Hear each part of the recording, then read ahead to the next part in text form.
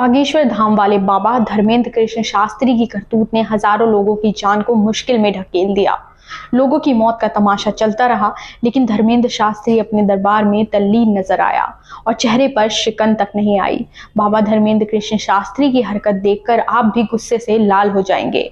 नमस्कार, आप देख रहे हैं दी कंटाक। मैं हूं अंजलि चौधरी। मध्य प्रदेश के भिंड में बागेश्वर धाम के नाम से दरबार लगाने वाले धीरेन्द्र कृष्ण शास्त्री पर कई आरोप लगते रहे। धर्म के नाम पर ढोंग करता है और वही ढोंग कई जिंदगियों पर भारी पड़ गया।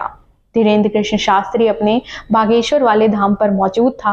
अंदर उसकी कथा चल रही थी। वो दरबार लगाकर लोगों को बेवकूफ बनाने का काम कर रहा था।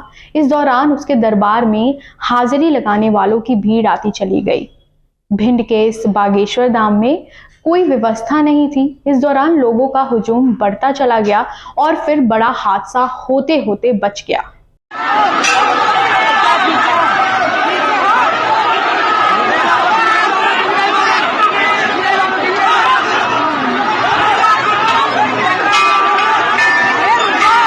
धर्मेंद्र कृष्ण शास्त्री को इसकी जानकारी दी गई, लेकिन वो दरबार से उठा तक नहीं। बताया गया बागेश्वर धाम में मौजूद उसके चेले चपाटे दरबार में आती भीड़ को देखकर काफी खुश थे। उनका मानना था जितनी भीड़ होगी कमाई भी उतनी ही होगी। लेकिन अचानक से हंगामा होने लगा। लोग पहले एक दूसरे को धक्का मारने लगे और फिर चीख पुकार होने लगी। चीख पुकार सुनकर धर्मेंद्र कृष्ण शास्त्री के चेले वहां से भाग गए। तो वहीं इसकी जानकारी धर्मेंद्र कृष्ण शास्त्री को भी दी गई, लेकिन जानकारी मिलने के बाद भी धर्मेंद्र कृष्ण शास्त्री ने अपने दरबार से उठने की कोशिश नहीं की। वहां हजारों जिंदगी मुश्किल में फंस गई थी। इस भगदड़ में एक महिला श्रद्धालु की मौत हो गई, वहीं 5 श्रद्धालु भी घायल हो गए। लेकिन धर्मेंद्र कृष्ण शास्त्री के चेहरे पर शिकन तक नहीं आई। हादसे के बाद भी धर्मेंद्र कृष्ण शास्त्री को शर्म नहीं आई और उसने भगदड़ और हादसे से साफ इनकार कर दिया। वैसे भी धर्मेंद्र कृष्ण शास्त्री के कई कारनामे भी आपने देखे होंगे। जब वो छोटे छोटे बच्चों से लेकर महिलाओं से बात करता है, उस दौरान उसकी भाषा शैली कैसी रहती है, लेकिन लगा था कि हादसे के बाद शर्म आएगी।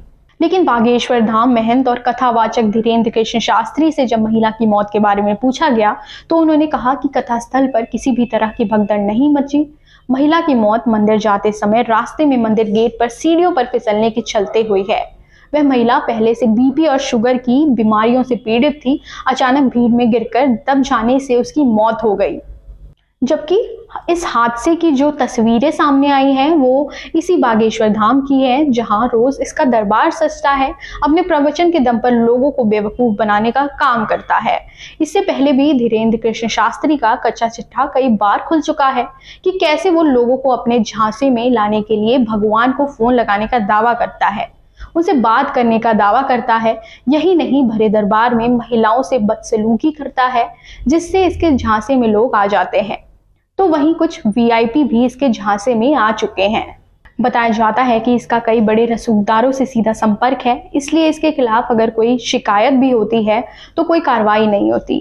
जबकि भिंड के बागेश्वर धाम में धीरेन्द्र शास्त्री की कथा के दौरान जमा हुई बेकाबू भीड़ में भगदड़ मचने के चलते एक महिला की मौत हो गई थी। इस भगदड़ में कई अन्य लोग घायल भी हो गए थे। वहीं इस घटना के बाद बागेश्वर धाम महंत धीरेन्द्र शास्त्री ने किसी भी घटना से इनकार कर दिया था।